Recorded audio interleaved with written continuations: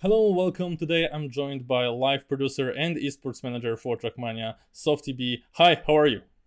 Hello, doing great, and you? I'm doing also great.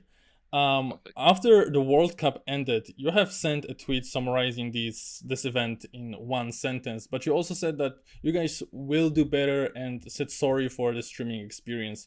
Why did you feel the need to apologize? Um, well, first, I really wanted to have a long tweet longer, to like I usually, I'm someone that enjoys like having discussions around subjects that like kind of relates to my work and my passion as well, because esports is at some point a passion for me, since Mm-hmm. I'm like close to 18 years old. So um I I decided to apologize mainly because there was a main issue, which was that we didn't provide a good clean feed to the other streamers, and so that the international viewers couldn't feel how it was in the stage. Couldn't have the player's camera, couldn't have the public, the music, the intro, the outros, the interviews, all that kind of stuff. Which was something we really wanted to do and to do good, and sadly we didn't. So that was the first point, and then the second point was obviously that we didn't checked the only thing that we should have checked, which was that the Trackmania channel on Twitch is not partnered, Mm-hmm. which meant that we only had 720p available for the stream. And I've tried to watch luckily the replay is in 1080p, so it's fine. But I've tried to watch the replay in the quality that it was during the live, and I can see how bothering it could have been for the people watching. So I'm just if there's only one huge regret that I have about the World Cup, it's really that the streaming experience that we gave to the people watching the World Cup. Um, Coming back to the LAN event, having the players, meeting the players, the public, everyone after those shitty years of COVID was amazing. And again, like I said in my tweet, it reminds me why I'm doing this job. And I feel like I needed it a bit, even for myself. Um, Mm-hmm.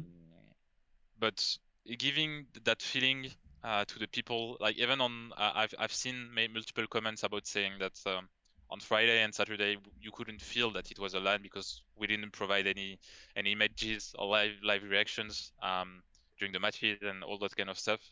I feel like that's where we need to improve, and that's why I said that if there's a next time, and I'm pretty sure there will be a next time, we'll do better. And really again, sorry about what happened during the World Cup. As soon as I started watching TMGL, which was at the beginning of the year, to be honest, I've seen the viewer experience as an issue, but from a different aspect than you're talking about, not just attached to this only event. Maybe it was especially hard for me because I was really trying to keep track of every match, but I assume that it might have been an issue with for a bigger group of people who also wanted to know what's going on across the board. And I'm talking about, of course, the medal system, who is kind of a culprit here. But we could also see that on the group stage of World Cup, where all the matches also were happening at the same time. And I was wondering, how does it look in the planning phase? How much does balance between the viewer experience and the player enjoyment impact the creating process of a tournament format? Having multiple matches at the same time is something very common in esports. Mm-hmm. Usually you have 2 or 3 matches at the same time. It happens in Counter Strike during the major. You have 2 matches at the same time. Rocket League does it on their major as well. I'm taking those two as an example, but I guess League of Legends is a bit an exception when it comes to that. They Yeah. usually just but the main issue towards having one match by one match is that you have an agenda that is just way too big for the people that want to follow everything. So you have to kind of to create that balance of saying you do not want to have like 10 hours of content for the people that wants to watch everything. But on the other hand, you do not want to have all the content happening at the same time, so that the people can at least follow all the matches correctly. As you mentioned during the TMGL, I agree that, and it was a bet that we knew that we would lose from the beginning, because there was one main concern when it comes to Grand League, which was that we want everyone and every type of person to be able to watch the Grand League, which means that goes for children to grandparents, and we have to fit their agendas at some point.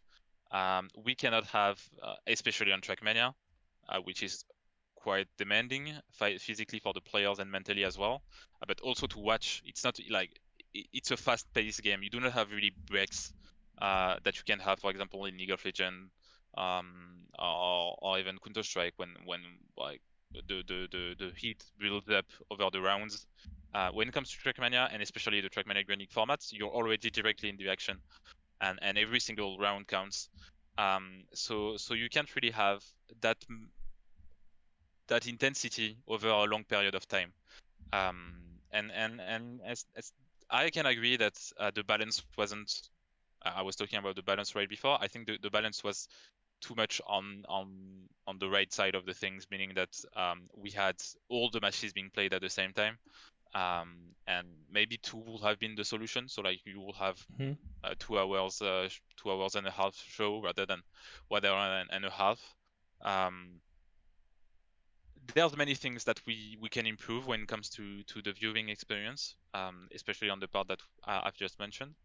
Um, but again, um, it's really complicated to find the perfect balance, and I feel like um, when we had the 16 players at the same time driving the maps, it was kind of easy because you could follow everyone at the same time on the same track. But again, it was maybe a bit too complicated because you have multiple races in the same race, and we also wanted to come back to something a bit more um, um, that a format that made history on Trackmania, like the 1v1 v1v1, something that the players enjoys, and I think also the fact that it was more intense, the viewers enjoyed a bit more than the previous formats.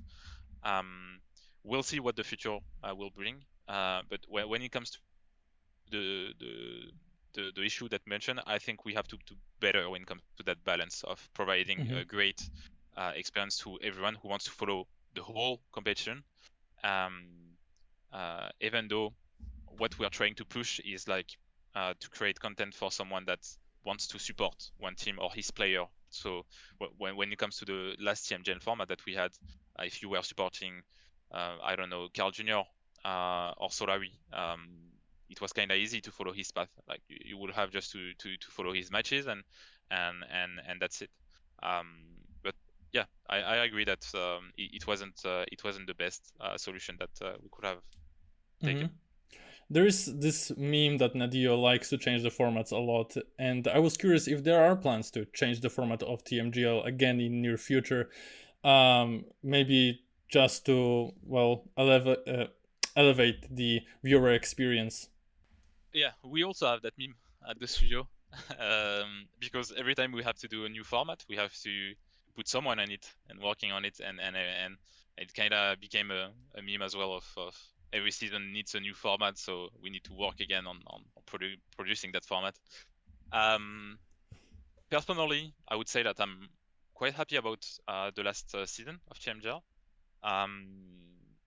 because we managed to have something that is fast-paced but also rewarding towards the best players. You could argue about the medals and everything. I think that at the end, um, the best players made it to the playoffs. Um, there was an issue about the discussion about the ratio, win-loss, and all that kind of stuff, which I actually looked at it, and basically the players that had a good ratio of win-loss and which were not in the qualified for the playoffs, what you could have seen as a pattern, which was that they won most of their matches in bronze or silver, and they lost most of their matches in gold. champion or silver, so that makes sense. They couldn't win the important matches, so I don't think there was any issue regarding the fairness of that format. I'd say it's a bit too early for me to say to declare if there will be a new format or not. I think we want to have stability when it comes to the game modes as well. The idea behind the format we had during TMGL was to establish the esport game mode for Trackmania, basically. Something that we could use everywhere for every of our competitions. And that's why we had cup modes. Basically, you just had 3 type of cup modes. Short, which was used on the regular season, long, which was used on the playoffs of TMGL, and then the classic one that we all know, which is used on the World Cup. I believe this worked well. I don't see personally as of now a reason to change that. But again, I think we can mention it, but I've mentioned it to the interview I made at the World Cup. There's close to no there won't be probably any TMGL season before January or February 2023. So that's a long time for us to think about this. It's not the only thing that we have to think about, but yeah, I don't know. I'll just say that I enjoyed the way the last TMGL worked and the World Cup worked. The only thing we need to improve is the viewing experience. In a major esport, there's always that one person with the role of spectator. He controls the camera and points the viewers to the action. In Trackmania, every caster has to do that themselves, I think. Am I mistaken? Yes? Okay. Oh no, right. Yeah. Why is that? Doesn't that make it harder for the casters to relay the action to the viewer? Wouldn't it be beneficial to have a spectator? There's 2 reasons behind that. The first one is that there are streamers that want to do it themselves, because they've done it for years and they are used to manage the cameras themselves. And there's a second reason, which is that we have a special format and a special way of working on Trackmania, which is that we do not have an official cast. So the streamers are behind a player and behind an organization, and the people that watch that streamers are usually supporting the player in question. So they want to see the player in action, and having an external observer, we had one in the World Cup, and having that could be a solution, but usually and most of the times the streamers rather do it themselves, because they want to follow their player and they want to have the control of what they are casting. So I don't think we could apply what we have on other games to a game such as Trackmania, at least for now. If we had an official cast, obviously, and we had one, for instance, like the World Cup 2021, when we had a medic and virtual in Paris, there was someone observing for them, so they only had to focus on casting. So if we have an official cast, we'll do it, obviously, but I don't think it will be a good idea to apply that to all the streamers in TMGL. Yeah, I didn't expect it to go for every POV streamer. I was thinking more of a global streams, like virtual and so on. But I was thinking that even if not giving the spectator the role of actually pointing to the action and controlling the camera, I was thinking that implementing spectators could be beneficial in a different way, in which would be making live replays, for example. This is something that I thought was kind of lacking in the broadcast department, and there were some situations that really needed live replays, in my opinion. I was one that I remember just vividly was in week 4 on Speed Up, and just to summarize the situation quickly, Mime and Aurel have fallen behind Mada and Pak. Pak, who had a lead, has just flew off on the identity, and Mada, feeling safe, just took a safer approach, and then all of a sudden, out of nowhere, Mime just swoops in and takes the run for himself after he was like half a second behind. I don't remember exactly how much was it, but that was the situation in which I said to myself literally out loud, show me what happened. And I don't really expect it to show it the exact same way we saw it live. I was more so thinking of using alternative cameras, showing how Puck just flies off and how Mime creeps up behind Mada, just taking over right behind the finish, right before the finish line. I think this is something that could make it just that could make Trackmania esports as more of a spectacle and more interesting to watch sometimes. So I was just curious, was live replays ever in the discussion, and what are the problems preventing it from showing up? It was, and it's been in the discussion since the beginning of the Grand League. So like back in 2019, it was something already that we discussed and mentioned, and we also had even I think we had a test version of it, um, that where you could just get the replay of the last part of the match, or when a player crashes, those type of stuff. I think it's a huge improvement that could happen in Trackmania for the viewers. But by that, I also say that it's a huge technical challenge. Mm-hmm. It takes time, it takes resources, and it's something that we have in mind since quite some time, and we just couldn't fit it in our production yet. I still hope that we'll be able to find a way to do that. I think there's like you mentioned, there's interesting solutions that could be developed. I don't know, through Open Planet, for instance. Mm-hmm. I think they are doing a great job at designing plugins that uses what's already existing in the game. Maybe we could think about a plugin that uses alternative cameras in a way that they can provide replays. Mm-hmm. But yeah, I can't say more than I agree. It's something that could definitely improve the viewing experience in TMGL, in World Cup, and in any situation in Trackmania. But it's also something that's not easy to create and produce. So we have to think about how we can do it in the most efficient way. Mm-hmm. That's how I'll say it. I understand. Changing the topic a little, I wanted to congratulate the team on finding the first ever sponsor for the TMGL World Cup. I remember that just before it happened, there was a big discussion about Twitch rivals having a lot bigger prize pools than the DO events. I talked to Grandy about it in an interview, but in the end, Toyota came through, and as a first ever sponsor, tell me, what were the difficulties in acquiring a sponsor in the first 4 years of TMGL? Why didn't it happen sooner? That's a that's a long question that deserves a long answer, Mm-hmm. but I'll make it short. Um, why was it hard? I think first the main thing, which was that Grand League, when it was designed, um, wasn't really into already thinking about finding a sponsors. We already wanted to have a good and provide a good experience for the people watching it, playing it, and that was the priority for at least the first 2 years, let's say.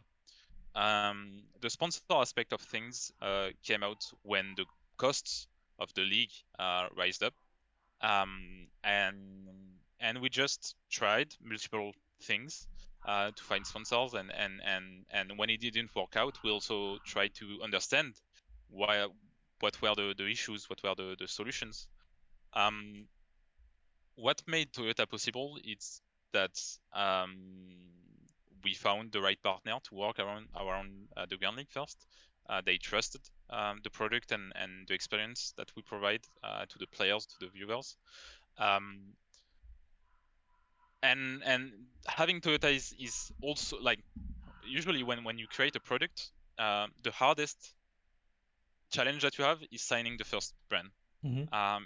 Because before that, basically you don't have any experience, you don't have anything that you can use to show as an example. Right now with Toyota, we have the chance to have various examples of activation that we've put in place for the World Cup.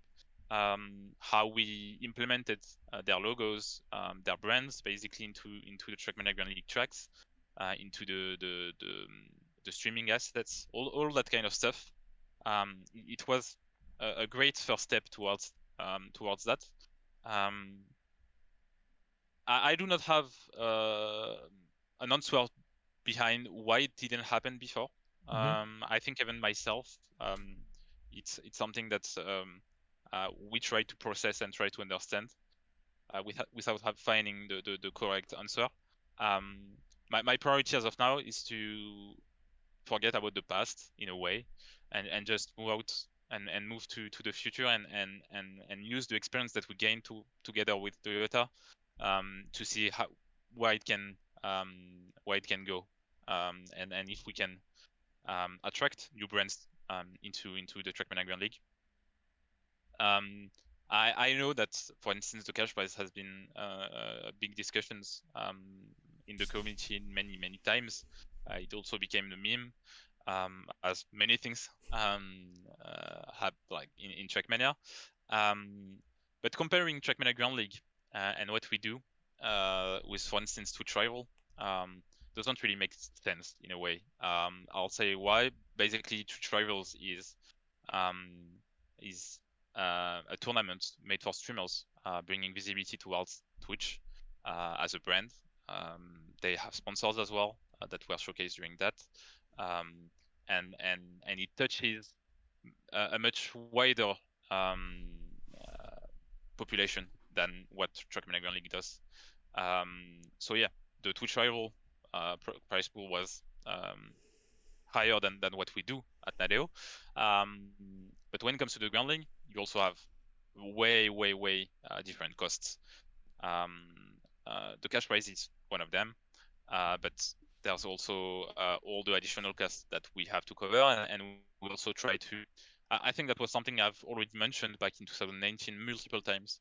Our idea behind the Grand League circuit is to create a persistent ecosystem for the players, for all the partners that we have, the organizations, and even us, um, towards a long-term strategy.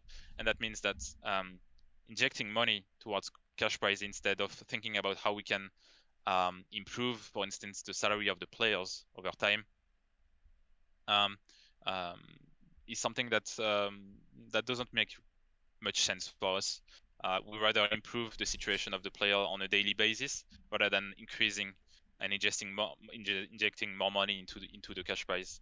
Um, but and we also understand at the studio that cash prize is something important and a huge motivation for the players. So that's why it's also something that we think about. But I've kind of like went off the question, but yeah, regarding the sponsor situation, I think Toyota was a blessing. It was great having them, and it's a great first step towards more, I hope. Mm-hmm. In the tweet I mentioned in the beginning of the interview, you also said that those last 4 years have taught you many lessons and it's time to set up new objectives for the year 2023. Can you speak more to that? What lessons have you learned and what new objectives have you set? A lot. Again, that's a long question, Mm-hmm. because 4 years is a long time, and we had many seasons, many dramas, many discussions. A lot of things happened, and we've just I personally learned quite a lot over the time. I've started the Grand League as a student back then. Now I'm completely working on multiple projects, including the esports project. So on that sentence had like two meanings. The first one was more on a personal aspect of things, saying that I've grown with the Grand League and I've grown with the evolution of the game that we had in the past years. Um, but us as a studio as well, we learned quite a lot through the Grand League. I think we had the chance to um, rethink about esport and rebuild it in a way that we wanted it to be.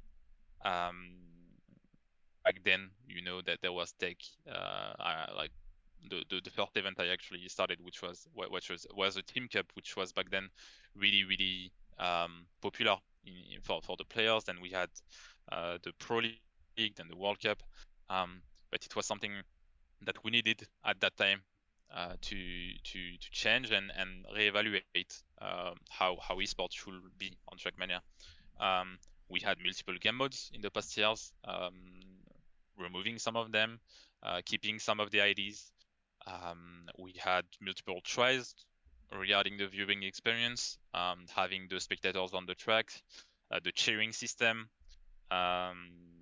We had also the clash time, which was quite a lot memed as well. But I think there was a few things that we can keep from that. So yeah, as a whole, the Grand League has really evolved itself throughout those 4 years. We are really far from what was the Grand League back in the beta season. I think even the players can say that, but also as a viewers, we had a new game as well. I mean that's not nothing. What's next?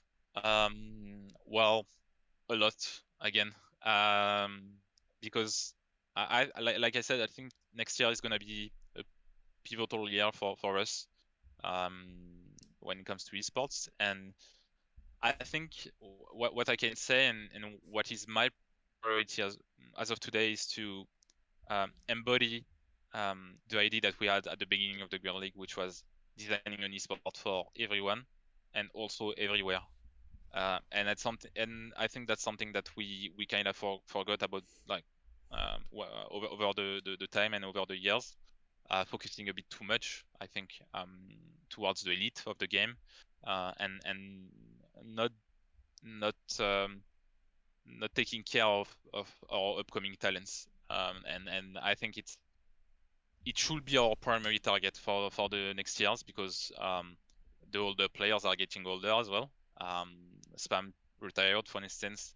I think a few other players will at some point retire as well, and the game still lives.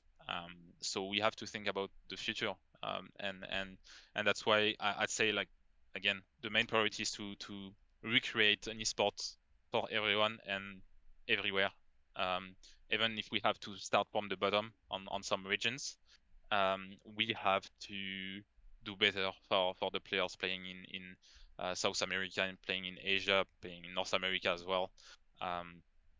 Grand League was for a long time centralized around Europe. We have to keep that, but we have to include the other regions into that system, and that's the main change that you'll see in 2023. Hmm. Thank you for the interview. If you want to say anything to the viewers, tease or plug something, then now is your time. I'm not gonna tease anything because, again, it's a bit too early. But Yeah. I think you'll know more about what's coming next for Trackmania Esports in the following months. I'd like to thank everyone who's been watching, following, supporting the Grand League over the years. As I always say, we couldn't have achieved what we achieved without those people, the streamers as well, Virtual, Trilux, Solari, Kameto, Magi, all those. Like, I'm mentioning not all of them, but those are the people that we should be thankful to, because they are bringing the emotion, the passion, and they are also sharing that to their viewers. Trackmania is an amazing game, but it needs amazing people to embody that, and I think the streamers have done it perfectly in the past years. So yeah, everything we do it for the players, for the streamers, for the orgs, for everyone that enjoy watching Trackmania, playing Trackmania, and then I hope that you'll back us again in 2023 with everything that's coming up. I hope you will enjoy it, and I hope we'll just be able to keep the trend. It's just been amazing, starting almost from the bottom with not more than 10,000 people watching the.